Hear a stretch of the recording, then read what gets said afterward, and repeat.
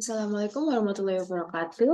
Hello everyone, I'm Aisyah Kamila El Savira and I would like to explain about what happened in the Tylenol Murders case study.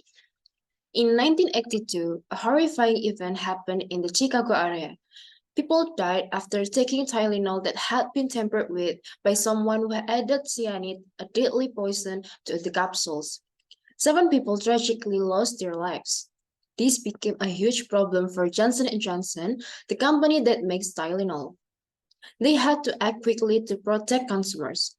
They took Tylenol off stores, shelves everywhere, or recalled it and worked closely with the news media to get the word out. Once things calmed down, they brought Tylenol back, but this time with packaging that was harder to tamper with. Sadly, a few years later, in 1986, someone tried to tamper with Tylenol again. Remembering the past tragedy, Johnson & Johnson immediately removed Tylenol from stores completely. The Tylenol murders became a big example of how important it is for companies to be open and honest with the public during a crisis. So, today I would like to answer some questions from that case study. There are 7 questions I would answer, and let's move on to the first questions. The first question is, what might have been the consequence if Johnson & Johnson had decided to talk out the first reports of Tylenol-related deaths and not recall the product? Imagine if Johnson & Johnson hadn't recalled Tylenol after the first reports of deaths, things could have gotten much worse. Without a recall, more people could have been poisoned, leading to a tragedy far greater than the initial incident. This lack of action would have also caused a massive public relations nightmare. Consumers would have lost trust in the company, and Tylenol's reputation could have been destroyed. By taking a swift and decisive action, Johnson & Johnson avoided a much worse outcome. Next is question number 2. What other public relations option did Johnson & Johnson have in responding to the first round of Tylenol murders? When faced with the Tylenol crisis, Johnson & Johnson understood the importance of clear communication. They prioritized getting information out quickly to the public. This helped to calm public fears and prevent a panic.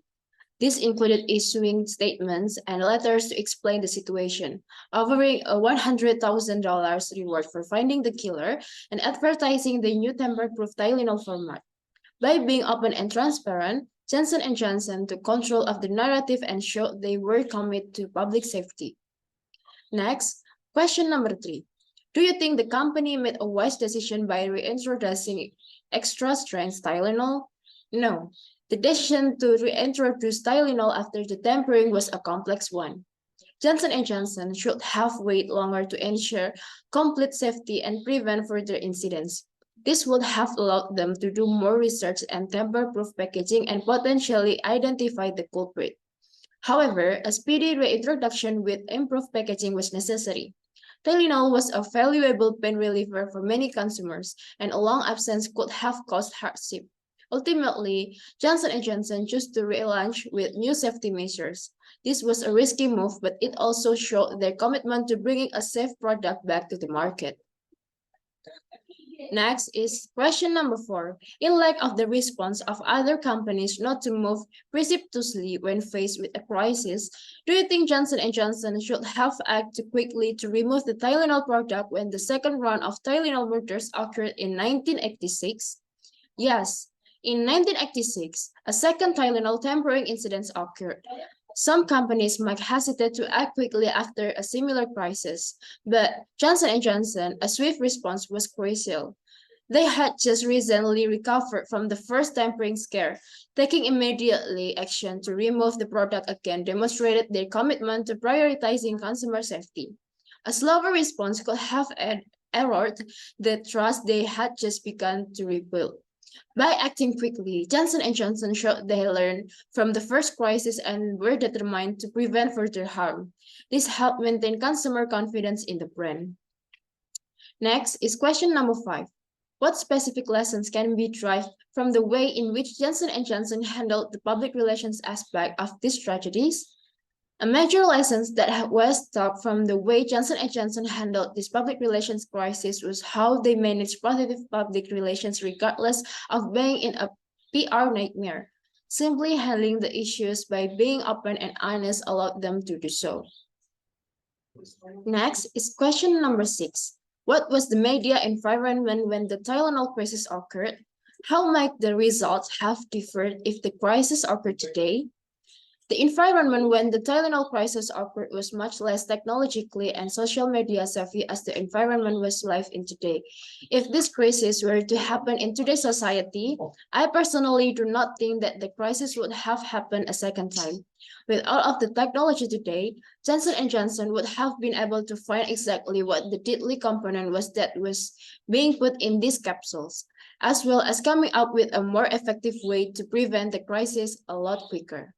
And the last question is, see what information Johnson & Johnson offers for its customers on the Tylenol website, www.tylenol.com. Follow the links to the care cards, host calls, and FIQ sections. How do these sections demonstrate Johnson & Johnson's concern for customers? How do you think Johnson & Johnson would use this website to communicate with the public if new health scares surface? The section on Tylenol's website demonstrates the concern Johnson & Johnson have for its customers because they are providing as much information as they can, as well as answering questions and concerns customers may be wondering prior to even coming up. Under the general section on the website, the company even provides the correct dosage and active ingredients in each Tylenol product. If any new health scares surface today, Johnson & Johnson could use this website as a reference to show all of the ingredients that are used in each product. They could also provide a statement announcement on the website homepage to alert active users of Tylenol that they need to be aware of certain recalls or product issues. I think that's all. Thank you for your attention. Wassalamualaikum warahmatullahi wabarakatuh.